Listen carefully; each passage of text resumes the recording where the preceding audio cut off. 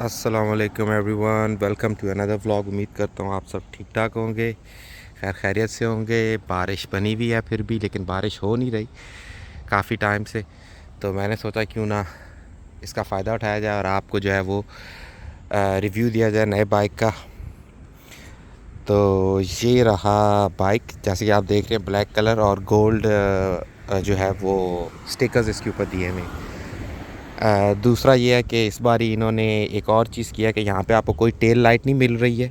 आपकी tail lights जो हैं वो इंडिकेटर्स के अंदर है। मैं आपको भी ऑन करके भी दिखाता हूँ। उसके अलावा कंपेयर टू 600 सीसी जो पहले तो मेरे पास क्यूजे का सेम वही एर्गोनॉमिक्स भी सेम है, सब कुछ सेम है। सिर्फ विंगलेट्स जो है वो इस बार इन्होंने जो है वो ऑलरेडी इसके साथ जो है विंगलेट्स दे दिए हैं। बाकी ऑलमोस्ट सेम है। डबल स्विंग आर्म के साथ जो है ये है। और टायर की प्रोफाइल इस बारी जो है वो बहुत छोटी इन्होंने दी है, मुझे बहुत छोटा लगता है।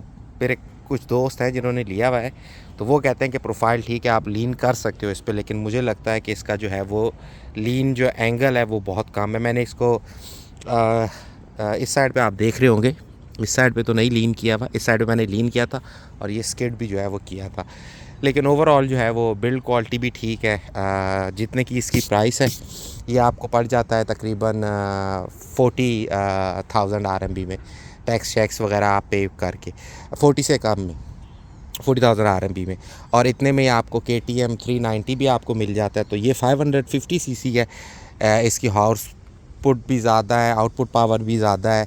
फिर इसके अंदर बाकी फंक्शन भी आपके पास आ जाते हैं, जैसे कि इसका सबसे जो मुझे अच्छा फंक्शन लगा है, जो कि आपके पास BMW 1000RR इस तरह की बाइक्स में होता है। जैसे कि आप देख रहे हैं, मेरे ख्याल से आपको दिख रहा होगा। अभी तो खैर 58 किलोमीटर मैंने जो है परसों से लिया। इसके अंदर जो ये जो बी लिखा हुआ आ रहा है, इसकी कनेक्टिविटी ऐप है जिस पे कनेक्ट हो जाता है। और उसके बाद आप जो है इसको जो है वो अपने मोबाइल से आप खड़े हुए कहीं पे भी चेक कर सकते हो। किसी ने बाइक आपकी टच की है, कुछ नॉर्मल चीज़ें, मतलब बैटरी की वोल्टेज कितनी है, फ्यूल कितना रह गया है, टेम्परेचर की क्या कंडीशन है, और इस तरह की मतलब नॉर्मल चीज़ें। इसके अंदर टायर मॉनिटरिंग भी है, सिस्टम भी आता है। आप इसमें दो ड्राइव मोड्स दिए हुए हैं इसके अंदर। एक आपके पास है स्पोर्ट्स और एक आपके पास है नॉर्मल, सिंपल। दो स्पोर्ट्स के अंदर ज़रा जो है वो इसकी एग्जॉस्ट की वॉइस जो है वो ज़रा डिफरेंट हो जाती है। बाकी ब्लूटूथ कनेक्टिविटी, GPS आप इसके ऊपर स्क्रीन पे कनेक्ट कर सकते हो मोबाइल के साथ, ब्लूटूथ कनेक्टिविटी के साथ। टायर मॉनिटरिंग, प्रेशर, अपीयरेंस दो आती हैं, रेड, डार्क एंड लाइट। खैर मैंने इसे डार्क पे किया हुआ था। ये इसका सिस्टम है। इसकी मैं आपको वॉइस चेक करके बताता हूँ।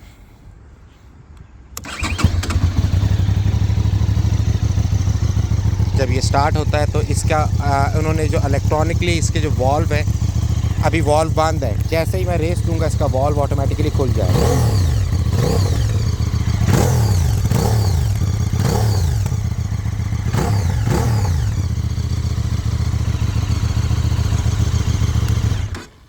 अभी तक मुझे इसकी फ्यूल का जो है वो अंदाज़ा नहीं हुआ। अच्छा, इसमें जो लाइट्स दी हैं सेम वही प्रोजेक्टर लाइट्स, और इसमें लाइट्स की बड़ी जो है वो स्टार्टिंग की बड़ी बेहतरीन सी वो एक देते हैं, क्या लें कि वो एनिमेशन सी आती है, वो है। प्रोजेक्टर लाइट्स हैं फ्रंट पे और बैक पे भी जो है वो। इंडिकेटर्स जो दिए हुए हैं, ठहरे मैं आपको दिखाता हूँ। जो इसकी इस बार इन्होंने दिया है पीछे इंडिकेटर, इसकी ब्रेक लाइट्स देख रहे होंगे उसी के अंदर इंडिकेटर है, जो कि मुझे अच्छा नहीं लगा। पहले इसके आती थी ब्रेक लाइट्स यहाँ पे और इंडिकेटर होते थे इधर नीचे। अब इन्होंने सस्ता काम किया, या अल्लाह जाने इनको क्या सूझी है। तो इन्होंने एक ये चीज़ किया जो मुझे पसंद नहीं। बाकी सीट इस बारी बहुत कंफर्टेबल है, 600 से तो बहुत ज़्यादा कंफर्टेबल है। और पिलियन सीट जो है वो भी काफ़ी इन्होंने अच्छी दी है इस बारी। सीट की क्वालिटी से बहुत अच्छी है। पिछली बारी जो इनकी 600 बाइक थी उसकी क्वालिटी तो बहुत ही बकवास थी। इंजन इसमें सेम जो है वो QJ का टू सिलेंडर एंड जो है वो two cylinder and inline two. बंद भी हो जा। खैर, तो ओवरऑल बाइक ठीक है, स्पोर्टी है, स्पीड भी अच्छी है, आप इजीली 200 टच कर सकते हो। चौथे से पाँचवें गियर के अंदर आप इजीली कर सकते हो। लग्जरी वाइज या आप उसमें ना जाओ, क्योंकि लग्जरी में अगर आप जाओ तो आपको हीटेड ग्रिप्स होनी चाहिए, जो कि जिस प्राइस पॉइंट में उसमें मुश्किल है। हीटेड सीट होनी चाहिए, उसके अलावा आपके पास quick shifter up and down होना चाहिए। इसके अंदर सिर्फ स्लिपर क्लच है और इसके अलावा कुछ भी नहीं है। और आपके पास ट्रैक्शन कंट्रोल, बाकी सारे मोड्स हैं, स्पोर्ट्स मोड और ये हो गया। रेन मोड नहीं है, हालांकि रेन मोड इन्हें देना चाहिए, लेकिन 600 सीसी बाइक की क्या होता है स्पीड, रेन के अंदर आप तेज़ भी चलाओ तो 100-150 तक जाओगे, इससे ऊपर क्या जाना, और रेन में कौन इतना तेज़ चलाता है। बाकी ये है कि ओवरऑल लुक सेम वही है। ये स्पॉट जो दिया हुआ है ये कैमरे के लिए है, आप चाहो तो यहाँ पे कैमरा ख़ुद से भी इंस्टॉल करवा सकते हो और वो भी आपको इंस्टॉल कर देते हैं। सेम पीछे भी एक कैमरा लग जाता है। बिल्ड क्वालिटी जो है वो अच्छी है बनिस्बतन पहले के हर चीज़ों की। अब जैसे मैंने इसको टच किया, ये ऑटोमेटिकली जो है मुझे वाइब्रेशन करके मोबाइल पे मैसेज भेजेगी ऐप के ऊपर, जिसकी अपनी ऐप है कि भाई आपकी बाइक को किसी ने टच की है। फ़ीचर्स वाइज और प्राइस वाइज मेरे ख़्याल से 600 सीसी के अंदर इस रेंज में फ़िलहाल तो कोई ऐसी बाइक है ही नहीं।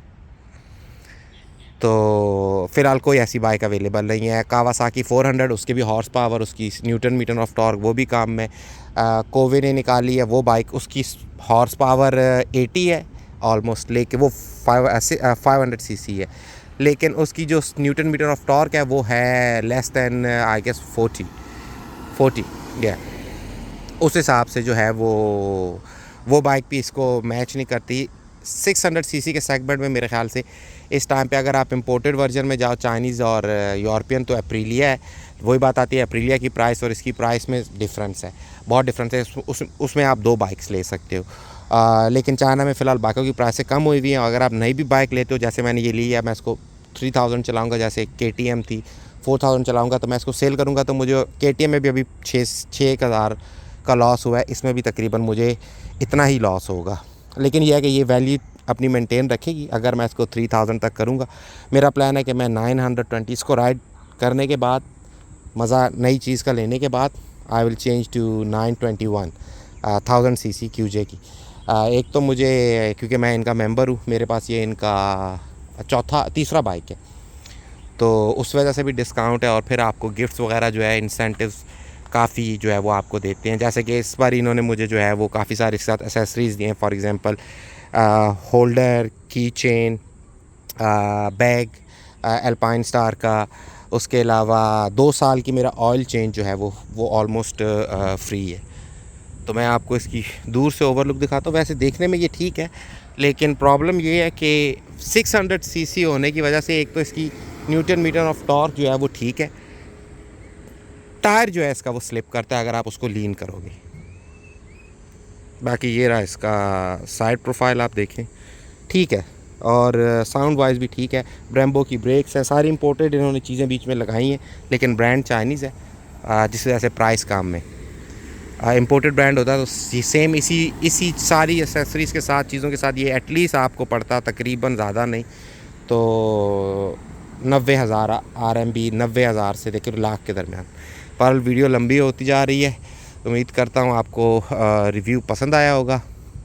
वॉक अराउंड कह लें, फुल रिव्यू 500 सीसी जब 500 किलोमीटर जब हो जाएगा, तो राइड हो जाएगी 500 किलोमीटर या उससे अबव, तो फिर मैं आपको फुल रिव्यू दूंगा कि भाई क्या इसके जो हैं वो प्रोज़ हैं, उन कौन से। वैसे ओवरऑल व्यू और उस हिसाब से प्राइस वाइज ब्रैकेट में बाइक ठीक है। आप इसको यूज़ करो 3000 सीसी, उसके बाद आप इसको चेंज करके कोई और ले लो, उस हिसाब में ये सही है। डेली कम्यूटिंग आप कर सकते हो, लेकिन फ़िलहाल इसकी फ्यूल एवरेज मुझे पता नहीं है। मिलते हैं तब तक नेक्स्ट व्लॉग में। उम्मीद करता हूँ आप शेयर करेंगे, सब्सक्राइब करेंगे, लाइक करेंगे चैनल को। दुआ में याद रखिएगा। तब तक के लिए अल्लाह हाफिज़।